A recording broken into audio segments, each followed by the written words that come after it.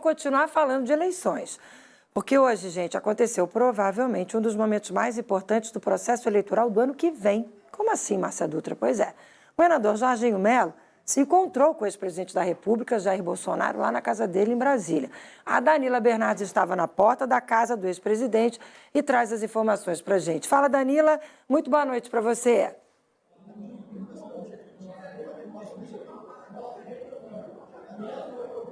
Oi, Márcia, boa noite para você também que nos acompanha, exatamente isso. Jorginho Mello fez uma visita que foi considerada longa ao ex-presidente Jair Bolsonaro. Se a gente comparar aí com outros catarinenses que estiveram na casa onde o ex-presidente cumpre a prisão domiciliar num condomínio fechado aqui em Brasília, a visita de Jorginho Mello foi a mais demorada. Ele chegou por volta das 2h30 da tarde, a gente tem até imagens do carro de Jorginho Mello entrando nesse condomínio. Ele não parou para falar com a imprensa, além da nossa equipe, estava lá também o repórter do portal ND+, o Rodrigo Abdala, mas Jorginho entrou direto e saiu de lá por volta das 4h da tarde. Depois, a assessoria de Jorginho Mello divulgou uma imagem dele entrando na residência de Jair Bolsonaro e também um vídeo dele avaliando essa visita, contando que foi uma visita para prestar solidariedade. Jair Bolsonaro, segundo Jorginho Mello, está doente, tem crises de soluço, que ele foi lá prestar solidariedade. E, claro, falaram de diversos assuntos e um assunto que chamou bastante a atenção, que foi mencionado por Jorginho Mello nesse vídeo, é justamente a eleição para senador no ano que vem, essas duas vagas aí para Senado que Santa Catarina deve eleger no ano que vem. Jorginho tem que definir para quem vai ser o apoio dele, se será para Caroline Detoni, do PL, para Carlos Bolsonaro, do PL, que já é indicado, né, por Jair Bolsonaro, ou por Esperidião Amin, do PP. Vamos ver o que disse o governador depois dessa reunião com Bolsonaro.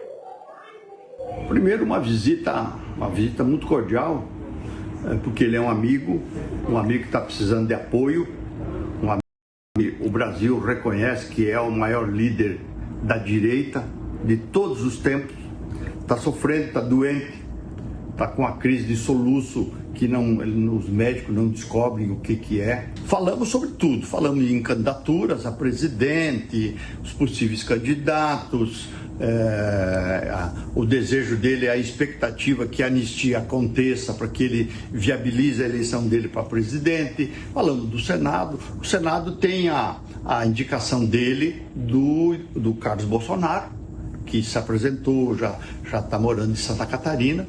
E tem a outra vaga que a gente combinou, que ele indica um, eu indico outro. Se travaram.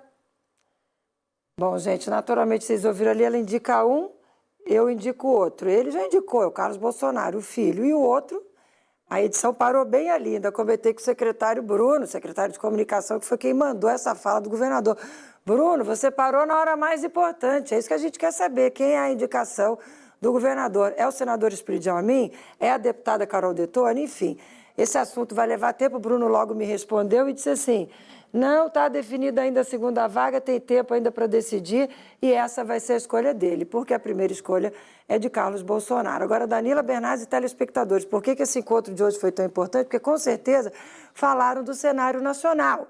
O cenário nacional tem Tarcísio, tem Ratinho, quem é que vai estar pela direita? E, com certeza, isso vai mudar todo o contexto aqui em Santa Catarina. Por isso, a partir de agora, a gente tem que ficar de olho nos movimentos, nos gestos do governador Jorginho Mello. Agora, rapidinho, Danila Bernardes, antes de encerrar sua participação, vamos mudar completamente de assunto, vamos falar do processo de cassação de Eduardo Bolsonaro, que foi arquivado, e você tem também novidades sobre o futuro do deputado catarinense, deputado federal Zé Trovão. Tudo isso lá no Conselho de Ética. O que você pode dividir com a gente?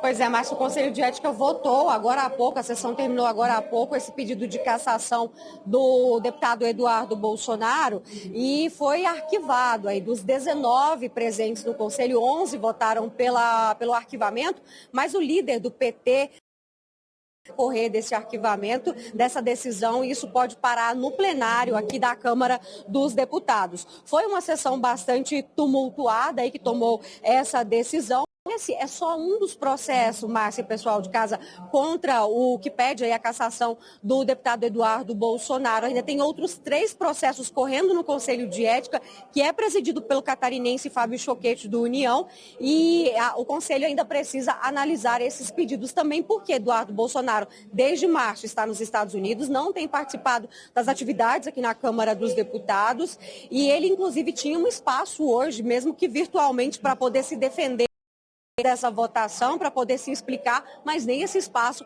ele quis utilizar. Logo depois da votação, o presidente do Conselho, o deputado Fábio Choquette, fez uma avaliação de como que foi a conclusão desse processo. Vamos ver.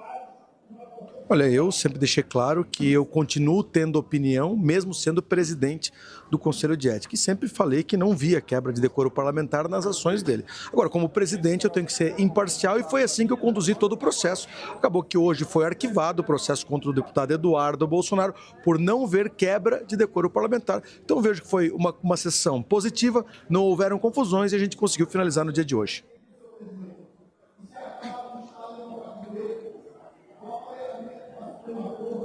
O presidente, deputado Fábio Choquette, tem que decidir também até o final dessa semana um outro processo de suspensão do mandato de 3 deputados que ocuparam aqui o plenário da Câmara dos Deputados e são acusados de terem impedido o presidente da casa, Hugo Mota, de assumir a cadeira dele. Entre esses 3 está Zé Trovão, do PL de Santa Catarina. Isso aconteceu em agosto. O que aconteceu lá no Conselho de Ética foi o seguinte: já tinham feito o sorteio de 3 nomes para o presidente escolher um como relator, só que 2 deputados, eles não quiseram participar e nesse momento, dessa problemática toda, desistiram. Então, o Conselho teve que fazer um novo sorteio para escolher outros 2 nomes. Então, até a próxima sexta-feira, a gente traz a decisão do presidente, Fábio Choquette, de quem será o relator desse pedido de cassação, de suspensão do mandato, na verdade, que pode fazer com que a bancada de Santa Catarina fique menor por um período de 3 meses. Márcia, eu volto com você. Naturalmente, Danila acompanha e atualiza isso para a gente até a sexta-feira. Obrigada, Danila. Uma boa noite para você.